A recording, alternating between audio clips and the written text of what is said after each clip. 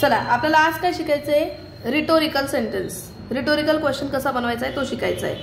आता बघा rhetorical questions कसे बनवतात. रिटोरिकल किंवा त्याला अजून एक नाव आहे इंटरॉगेटिव्ह. रिटोरिकल किंवा इंटरॉगेटिव्ह सेंटेन्स. ह्याचा तुम्हाला क्वेश्चन कसा असतो, normal sentence, subject to be, ऑक्झिलरीला मी काय म्हणते to be, subject to be verb आणि ऑब्जेक्ट प्लस सपोर्टिव्ह ऑब्जेक्ट. हा असा तुमचा प्रश्न येईल तुम्हाला. ह्याचं तुम्हाला आन्सर करायचं आहे. आन्सर कसं करणार तुम्ही, सगळ्यात पहिले तुमचा टू बी पुढे आणणार. हा जो टू बी आहे त्याला पुढे आणायचा. मी या नॉटला मी कंसात ठेवलंय का, त्याचं कारण सांगते मी तुम्हाला. टू बी कंसात not plus subject verb object supportive object आणि लास्टला लावायचा क्वेश्चन मार्क. ह्या नॉटचं काय गडबड आहे, नॉट असेल तर काढा आणि नसेल तर टाका. एवढा सिंपल रूल आहे. नॉट असेल तर काढा आणि नसेल तर टाका. ओके. हां, तुम्ही म्हणाल मॅम नॉट टाकायला टू बीचं रूप लागतं, आणि जर का टू बीचं रूप नसेल, am is are, was were, shall be, will be यातलं काहीच नसेल तर मग आम्ही काय करायचं. तर अशा वेळेला इथे मी एक रूल लिहून देईल तुम्हाला. जेव्हा आपल्याकडे टू बी नसेल, जेव्हा आपल्याकडे टू बी नसेल तेव्हा वर्ब वन असेल वाक्यात तर तुम्ही डू घ्या. वर्ब वनला एस किंवा ईएस लागला असेल तर डज घ्या, आणि वर्ब टू असेल तर डीड घ्या. बस, याच्या व्यतिरिक्त तुम्हाला जास्त काहीही रूल नाही.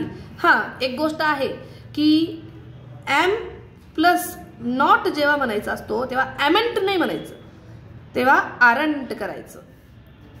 शॅल प्लस नॉट लावायचा असेल तर शॅल नॉट नाही म्हणायचं किंवा शॅलंट नाही म्हणायचं, त्याला तुम्ही म्हणणार शँट. आणि जेव्हा विलला तुम्हाला नॉट लावायचं आहे तेव्हा विलंट नाही म्हणायचं, त्याला तुम्ही म्हणणार वोंट. चला मग आता एक दोन सेंटेन्सेस घेऊयात आपण. समजा तुमचा क्वेश्चन असा आहे, आय विल वर्क हार्ड. हा तुमचा प्रश्न आहे. तुम्हाला याचं उत्तर लिहायचं आहे. व्हॉट यू विल डू, तुम्हाला विलला आणायचं आहे पुढे, विलला लावायचा नॉट, क्योंकि इधर नॉट नाही आहे. नॉट नसेल तर टाका. तुमचा आय हा कोण आहे, सब्जेक्ट. विल हा तुमचा टू बी, आणि वर्क हार्ड, वर्क हा तुमचा काय आहे, वर्ब वन, आणि हार्ड हा तुमचा काय आहे, सपोर्टिव्ह ऑब्जेक्ट.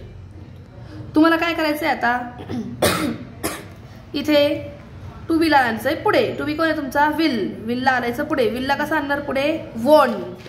बाकी वाक्य सेम टू सेम, म्हणजे विल उडाला, आय वर्क हार्ड, लास्टला लावायचा क्वेश्चन मार्क. आता समजा तुमच्याकडे आहे वाक्य असं, she is not my friend from college. इथे वाक्यात नॉट आलेला आहे. She is your subject, is हा तुमचा टू बीचं रूप, माय फ्रेंड हा तुमचा काय आहे, ऑब्जेक्ट, आणि from college is your supportive object. Supportive object कोण घेऊन येतो, in, on, into, for, from, हे असे जे प्रेपोजिशन्स असतात ते प्रेपोजिशन घेऊन येतात, ते सपोर्टिव्ह ऑब्जेक्ट आणतात. ओके. चला, टू बीचं रूप काय आहे, इज. इथे नॉट आहे, रूल काय आहे, नॉट असेल तर काढा आणि नसेल तर टाका. इथे नॉट आहे तर ह्याला काढायचं, म्हणजे पुढे येताना सुरुवातीला टू बी येणार आहे पण नॉट येणार नाही. इज, बाकी सगळं same to same. Is she my friend from college, लास्टला क्वेश्चन मार्क.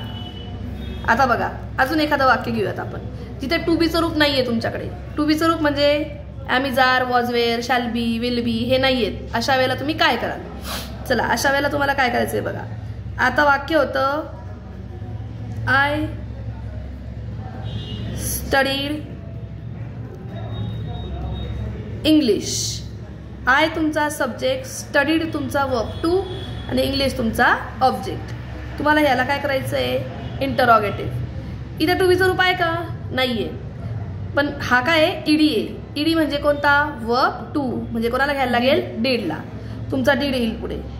डीडला लावायचा नॉट डिडंट आय. मग मात्र स्टडी असा घ्यायचा. स्टडीड राहणार नाही. या वर्ब टूचं काय झालं आता verb one. Didn't I study English आणि लास्टला मारायचा क्वेश्चन मार्क.